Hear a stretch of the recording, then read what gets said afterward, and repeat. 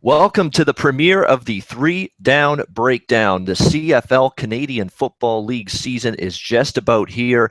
Kickoff of Thursday, June the 22nd. I'm Ian Cameron for Sportsbook Review. Here to talk about CFL for the upcoming season. Andrew McInnes, my co-host, expected to join us. He's having some technical issues. Hopefully he gets those ironed out, able to join the show. But we're going to go right to it. We've got about 30 minutes to play with before we lead into Jeff and Donnie with the right side of campus at the bottom of the hour. So we're going to go right to it. We're going to have brief little team-by-team breakdowns of every single game or every single team, rather, for the CFL season. Andrew's with me now, so we're ready to rock and roll. East Division, West Division, we're going to go quick hitter style. East Division to begin. Let's start with the defending Grey Cup champions, the Ottawa Redblacks here, a team that obviously won the Grey Cup last year, led by the veteran quarterback Henry Burris, who announced his retirement in the offseason.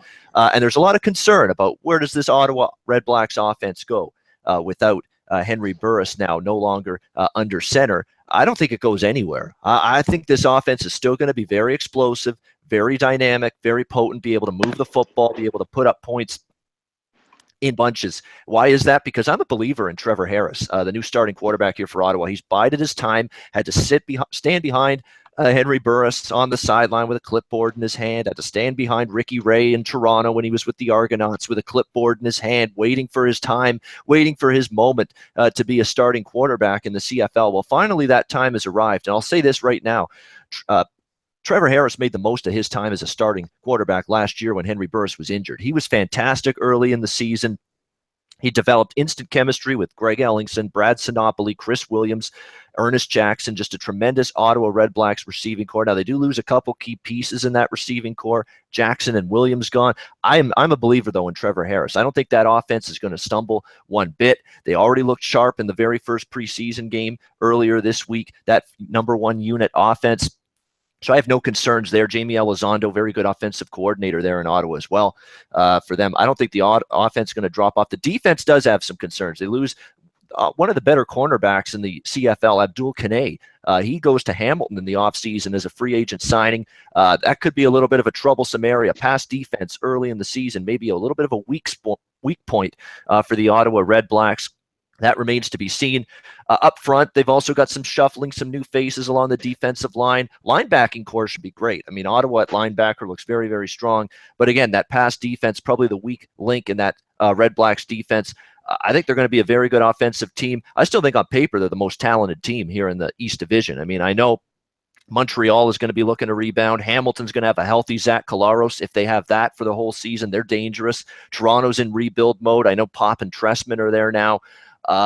But it's going to take that Toronto Argonauts team some time. And that's a totally revamped and rebuilt Toronto Argonauts roster. I mean, it's just new faces up and down on both sides of the football, offense and defense. What are you going to get from Ricky Ray? Has not been able to stay healthy for an entire season.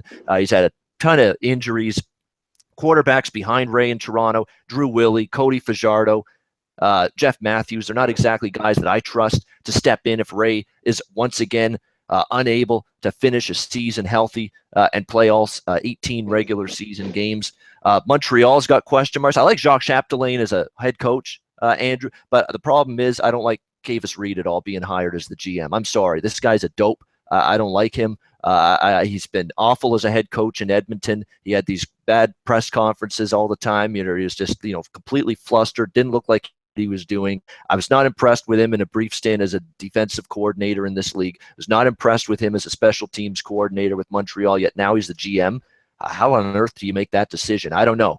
But anyway, his ability, he couldn't show that ability consistently to coach up a football team. Now you're going to trust him to make personnel decisions? How's that going to work? I don't like that move at all for the Montreal Alouettes. We'll see how it goes. But very, very questionable GM hire. But I do like Chapdelaine as head coach. Question now for them is going to be Darian Durant, another quarterback with health concerns. They brought him in from Saskatchewan. Is he going to be able to stay healthy for the Montreal Alouettes this season? So a lot of question marks quarterback-wise. Hamilton, I'll tell you what, Ken Austin every year does a great job accumulating quality depth on this team. Zach Collaros, though, if he stays healthy, Hamilton can be dangerous. But if he doesn't, we've seen it's a big drop-off when he is not on the football field. Their secondary, much like Ottawa's that I just talked about, also retooling a little bit. But the Kane addition should help it quite a bit. They're very, very good up front. Defensive line, very, very good. Linebacking core solid again, and that offense should be okay if Zach Collaros is able to stay on the field. So Hamilton should be able to have a bounce back season. I don't count Montreal out, even though I don't like their GM hire and Cavis Reed. Toronto got a long ways to go. They're going to be great in time with Pop and Tressman, but it's going to take some time. And Ottawa, to me, still the team to beat here in the East Division. So that's just a general rundown of the East. We don't have time to go team by team. We've only got 30 minutes. Andrew, let's bring you in. East Division, just some thoughts from you on what we can expect this season in the East. Yeah, well, just to start, Ian, I just have to say that Ottawa Red Blacks, I think, are probably my favorite team coming in. I still think that their offense is just way too powerful. I mean, I cashed so many over tickets with them last year, just the way that they perform. Of course, losing Henry Burris, but I think Trevor Harris is just as good. I think he's really come into his own. I think he had a great mentor. And I think that the offense with the Red Blacks and, the defense is a little bit weaker, but their offense makes up for it. I mean, they're putting up, almost 35 points, 29 points a game. It's ridiculous. And we already saw in their first preseason game what they can do down the middle with Ellingson and all the players that they really have. Their wide receiver core and their depth is unreal. I mean, you see that last year, they didn't really have one favorite target. That's the best thing that Henry Burris could mix things up. I mean, he was very versatile. I mean, that's one thing you have to give to Henry Burris. He's versatile.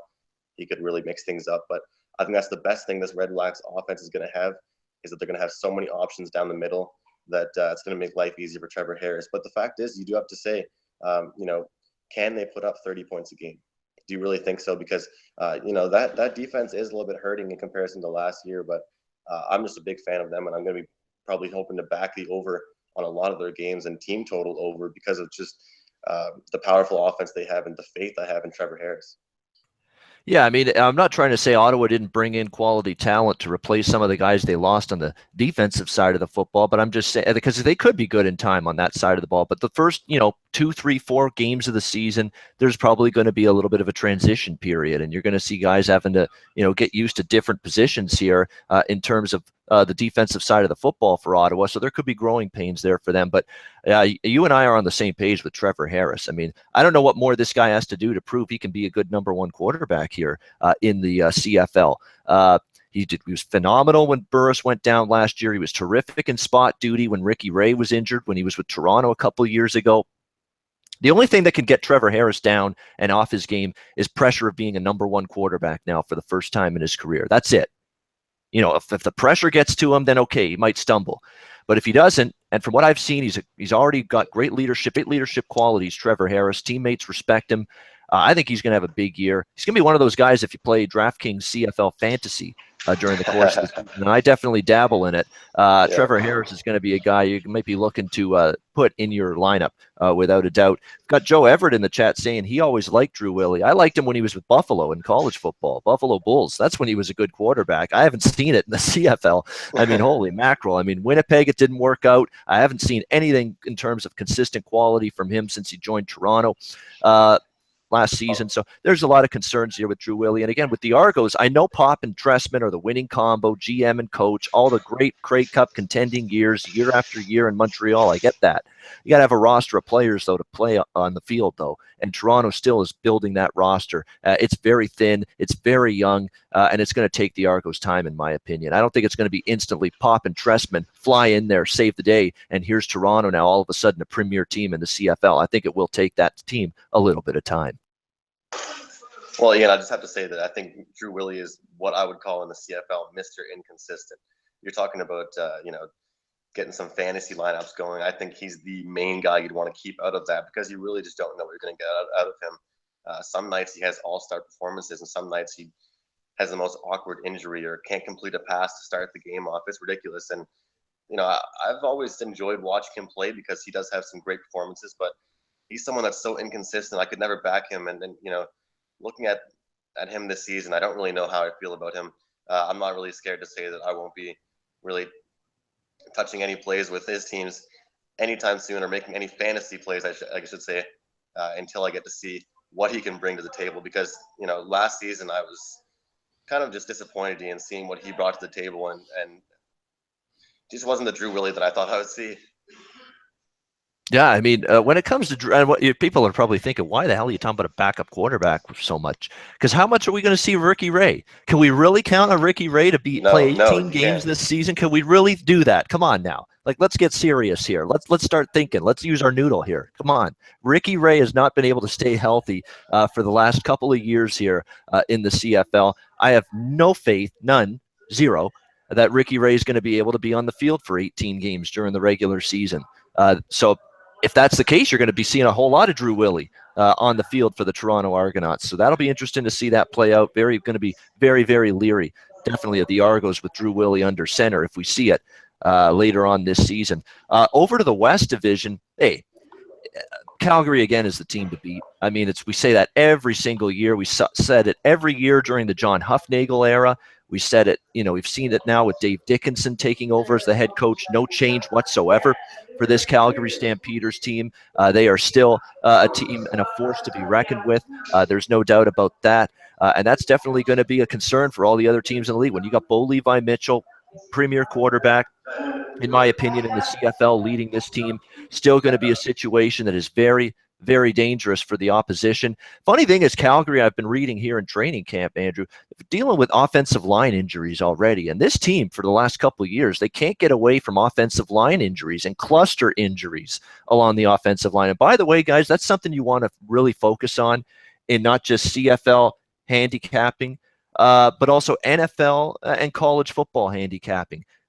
Teams that have cluster injuries on one particular unit within the team, cluster secondary injuries, cluster offensive line injuries, cluster defensive line injuries, more than one key player out due to injury on a particular unit on the field. Those are the teams you can really target to bet against. If it's a secondary cluster injuries, you can look to bet the over. If it's, cluster injuries on the defensive line, you can look to bet the over as well because they can't rush the passer as well. If it's cluster injuries along the offensive line, maybe you look at that game under the total and also bet against that team. So again, focus on not only in the CFL, but this applies to NFL and college football as well. Teams with cluster injuries, multiple key injuries in one particular group, personnel group. And that's going to be a situation that I find I'm able to exploit a lot successfully in years past in football. And probably that's a situation you'll be able to exploit if you do your homework, read up on the beat writers, what they're saying, focus on the injury reports on a week in and week out basis, and you're really able to capitalize on those kind of situations. So Calgary, again, the funny thing is Calgary, with all their offensive line injuries the last couple of years, they've still been able to put glue and duct tape together with this offensive line in years past and still be able to put out a competent group and still do a pretty good job run blocking and pass protecting for Bo Levi Mitchell. So that's going to be the question mark here. Can they once again find the depth to withstand and sustain themselves from any key injuries on the offensive line? That's really the only concern. This defense is elite still, one of the best defensive units in the CFL, elite quarterback.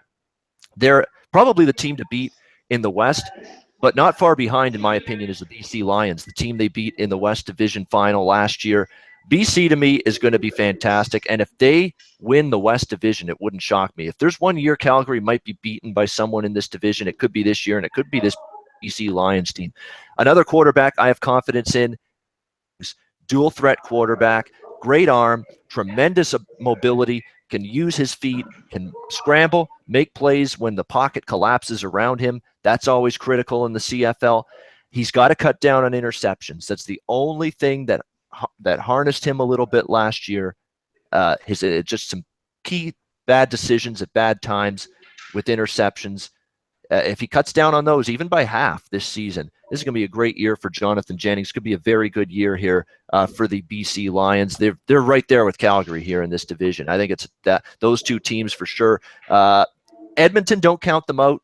Jason Moss did a solid year last year, head coach. Obviously, they still have Mike Riley at quarterback. And again, I would put him in a top, 2 or 3 quarterbacks here in the CFL. But Defense was really poor at times last year for the Edmonton Eskimos. It was a disappointing unit for a defense that had Odell Willis, Almondo Sewell, tons of great players on this defense, and they just didn't play consistently or well enough for extended stretches last season. At defense, should be a little bit better this year, but we'll have to wait and see because that was a disappointing year for that Eskimos defense. They're going to have to be a lot better and do a much better job given that offense, which is still very, very dynamic, very, very explosive. Give them a little bit more support.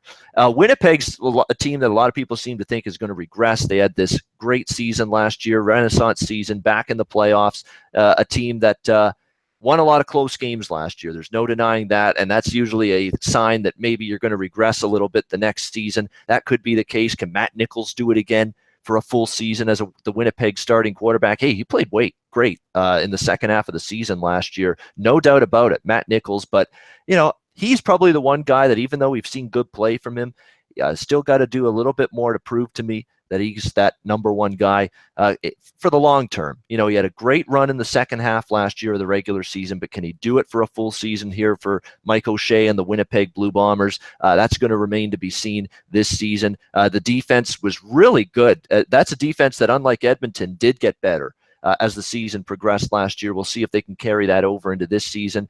And the Saskatchewan Roughriders, the fifth and final team here in the West Division. I think this team's going to be better. They've got it. I know that Vince Young is getting all the headlines, 4 to 6 weeks that he's out with a torn hamstring, but he was not likely going to be the starting quarterback right away anyway. This was likely going to be Kevin Glenn's team from the beginning. Mr. Journeyman CFL quarterback. He's been everywhere. It's like Johnny Cash. He's been everywhere, man. He's been everywhere. He's been everywhere in the CFL. He's been pretty much played on every team at this point. And he's still going strong.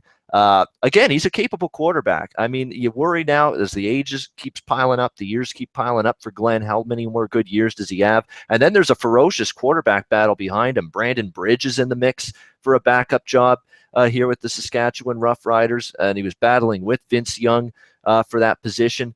And Brandon Bridge played well in Saskatchewan's first preseason game, so he might have the inside track. He's a Canadian quarterback too, played at South Alabama with the Jaguars, and actually had a good season with South Alabama in college football a few years ago. Brandon Bridge, a guy that could be the backup to Kevin Glenn when the season begins. I think the defense will improve simply because you got Chris Jones as the head coach, his defensive guru. I think they'll be better on that side of the football. I think from a point spread value perspective, of all the teams in the West Division, in a game-by-game basis, which West team will have the biggest point spread value early in the season? I think it could be Saskatchewan just because they were so miserable, tied with Toronto last year for worst record in the CFL. I think they'll be improved, be a little bit undervalued here in 2017. Yeah, I love the way you ended that, Ian. I fully agree with you on that. I've taken a look at the Saskatchewan Roughrider team, and I think that it's just being undervalued with the pickups that they've made. And I think that they're going to be able to produce a lot more points than people think they are. And I'm looking forward to backing them as underdogs. I think they're going to be very much so undervalued. I see the books already releasing odds to win the Grey Cup, and they're not getting any respect at all for obvious reasons. But I'm looking to back them a couple times. I think this year, especially when they're getting really undervalued against teams like Calgary or like BC, because even though BC or Calgary are going to be dominant teams, I still think offensively Saskatchewan Roughriders are going to have the talent.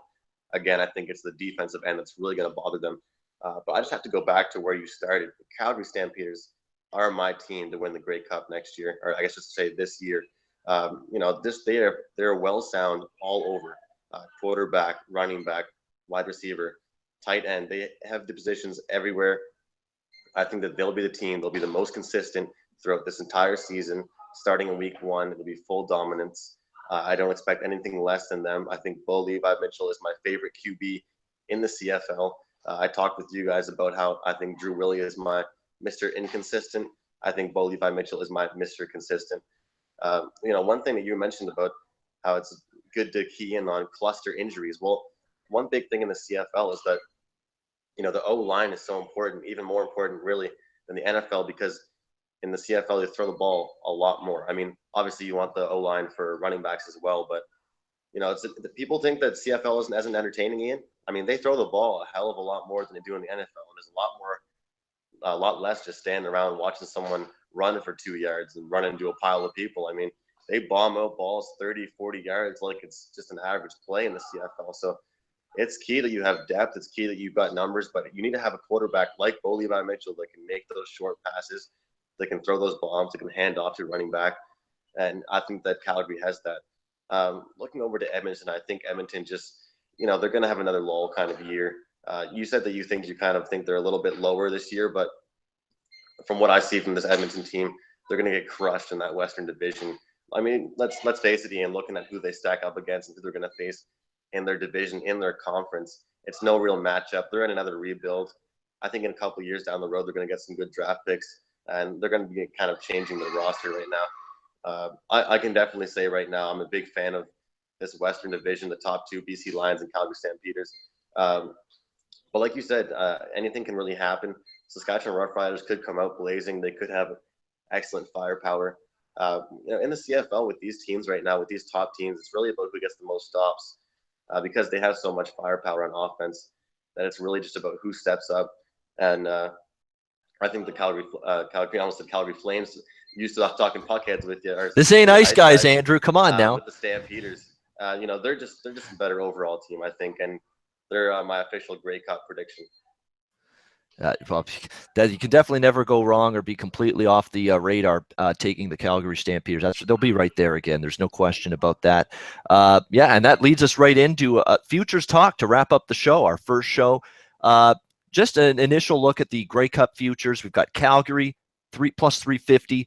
These are at 5 dimes, by the way. BC Lions plus 500, Edmonton plus 600, Hamilton plus 8, Montreal plus 800, Ottawa plus 800, Saskatchewan plus 900, Winnipeg plus 900, and there's the poor Toronto Argonauts way back at 18-1 to win the Grey Cup this year.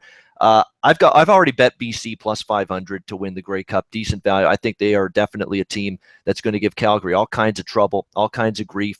Really played Calgary tough last season. Think about that game in the regular season at McMahon Stadium last year. BC was up. Somehow they collapsed in the last couple minutes and they lost in overtime. One of the best games of the regular season last year, BC and Calgary when they played at McMahon Stadium. Great rivalry. Lions to win the Grey Cup. Lions to win the West as well.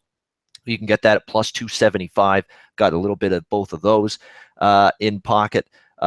Kind of interested in Saskatchewan plus 575 is a long shot to win the West. Not sure if I'll touch it, but it's a lean. And maybe also that for the Grey Cup. Hamilton plus 800 to win the Grey Cup, also a small lean for me, just because if Zach Collaros is healthy, they've got a puncher's chance. There's more value in Hamilton plus 800 to win the Grey Cup than Hamilton plus 225 to win the East Division. I would just go with the Grey Cup future for them. Andrew, any futures that stand out to you before we wrap up the show? I find it pretty interesting. Ian, that you said the Saskatchewan Roughriders. I mean, like I said, this is one team that I really don't know what I'm going to expect to see out of them, but I know they have a lot of potential, and they could really shock a lot of people. So I would dabble a little bit on the Saskatchewan Roughriders to at least win the West. I mean, who knows what this team could do? They have signed a lot of free agents in the summer, and or I guess I should say in the winter, and I'm looking forward to seeing what they bring to the table. So the Saskatchewan Roughriders, I would say. And I actually agree. Hamilton Tiger Cats. I hate to kind of mimic you, Ian, but hearing you say that, I liked what you had to say about the Hamilton Tiger Cats. But like you said, you might as well take them to win the Grey Cup. There's just more juice. If they're going to have a great year with Collaros, they're going to win the Grey Cup. Might as well take them with better juice than just taking them to win the East. Yeah, there's no doubt about that.